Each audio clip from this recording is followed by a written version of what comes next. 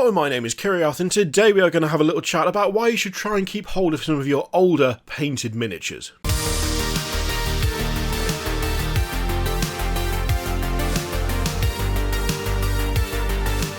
Now, don't get me wrong, obviously, you want to sell an army, you need to shift it off, you need to pack it away and raise some cash.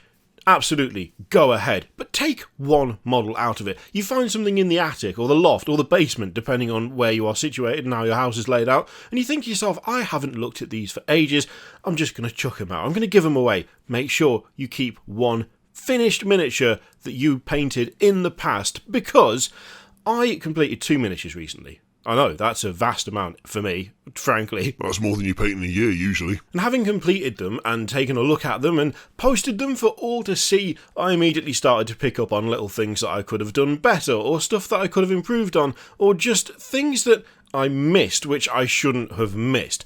Things that kind of pass you by, the occasional power cable on things like a Plague Marine, or just the overall shading on a cloak that could be that little bit deeper in places and lighter in others, all stuff that really doesn't make that much of a difference to most people who look at it, but makes a big difference to me as someone who's put a lot of effort into painting it.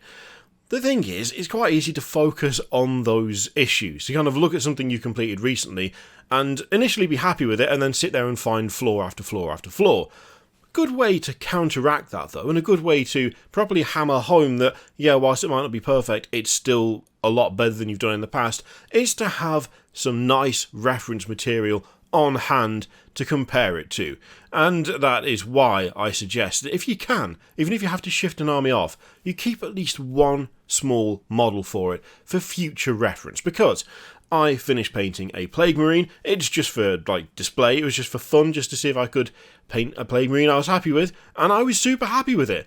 And then I noticed that I'd missed a couple of spots and there are a few things I could have done better, and I started to feel like I hadn't quite done a good enough job, even though I think it's probably, arguably, the best Chaos Space Marine I've ever painted in any colour scheme. I think it's probably the best one I've ever done. And that kind of spiral of, well, you should have done this, you should have done that, actually that could be done a little bit better, it can be quite easy to fall into that and then not climb out of it if you're not careful. Thing is, I have the first ever Chaos Space Marine I finished painting in my office within eye viewing distance? What's that even mean? Within eyesight. And I like having that there, because when you look at that first ever Chaos Space Marine, oh boy, does it put the new one into perspective. See, this was the first Iron Warrior I ever finished painting, and I finished painting this when I was quite a lot younger than I am now, and, well, you're incredibly lucky. If you're looking to improve now, if you're looking to start painting now, my god, the sheer choice that you have in terms of people to teach you how to do this stuff, you could not ask for a wider variety of talented people to give you all the information you need. And the fact is that wasn't a thing when I painted this Iron Warrior. In fact, I'm just trying to think, was YouTube even a thing at that point? It certainly was not in any sort of form similar to what it is now, not even close.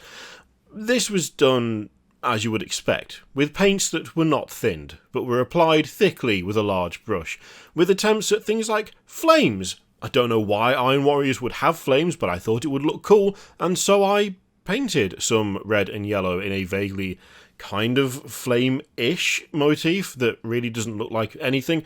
Things like washes, an absolute mystery. What even is a wash? What do you even do with a wash? And this is after I've already come out the other side of that phase where you slather everything in Nuln oil, which, by the way, is still a legitimate tactic. This is not a good-looking model.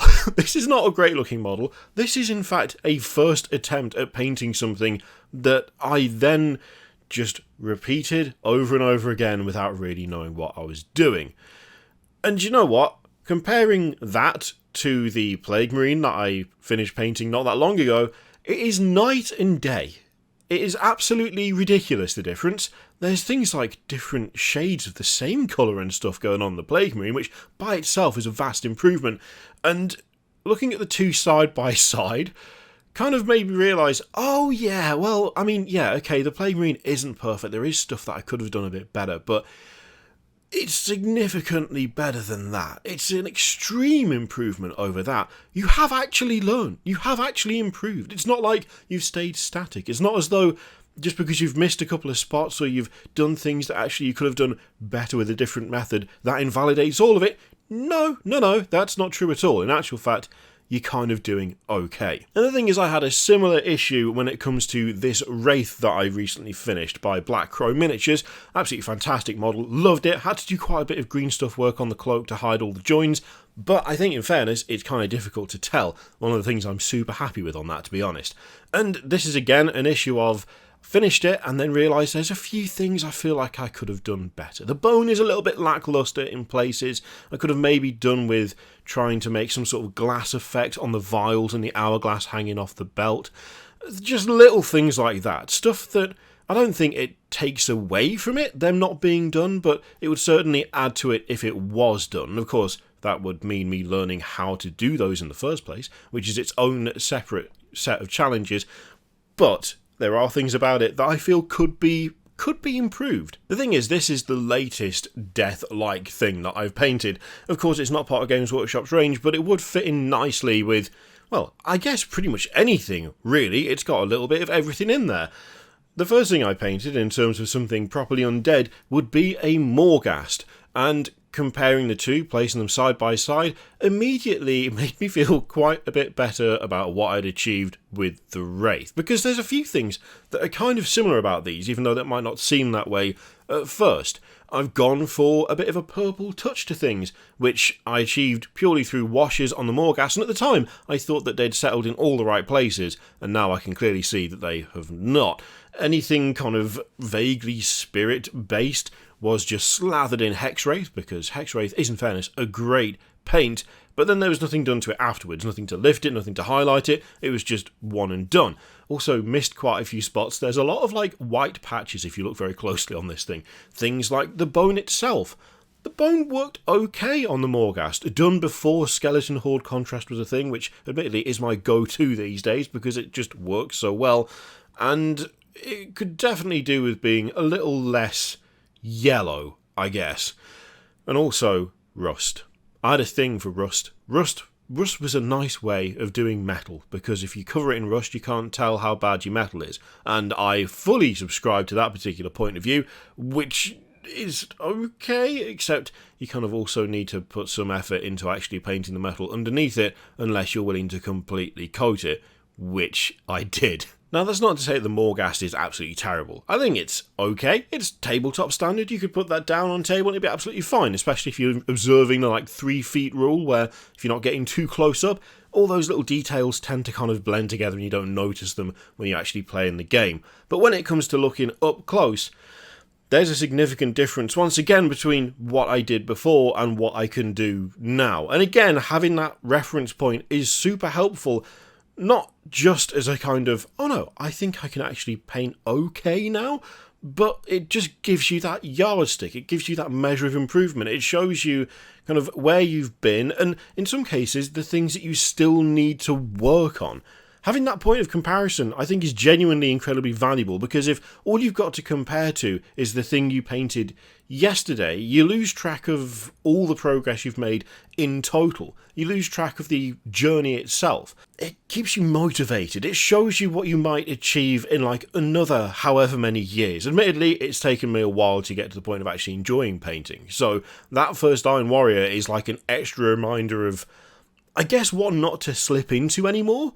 What not to think about painting, in that previously it was just a chore and something that had to be done because otherwise it was bare plastic, and I didn't want to be the person with bare plastic. I mean, yeah, you say that, but look at me. Now, though, I absolutely love painting, and I actually look to improve every time I paint something, which, to be honest, is still kind of difficult. I'm not the most artistically minded person ever, and colour theory is still an abstract concept to me, but I can look back at the first Chaos Space Marine that I ever painted, and the most recent one, and see that whilst it might have been a struggle, there is definite progress. So wherever you can, wherever possible, make sure to keep something that you've painted in the past. Don't just chuck it out, don't sell it, don't strip it and repaint it if you can get away with it, even if it's just the one model, and all you have is one point of reference for each force or each big project you took on. It's totally worth saving them, because it will give you that indication of how far you've come, and hopefully serve to motivate you when you come on to the next project. You'll be able to look at the things that you did before and know what did and didn't work,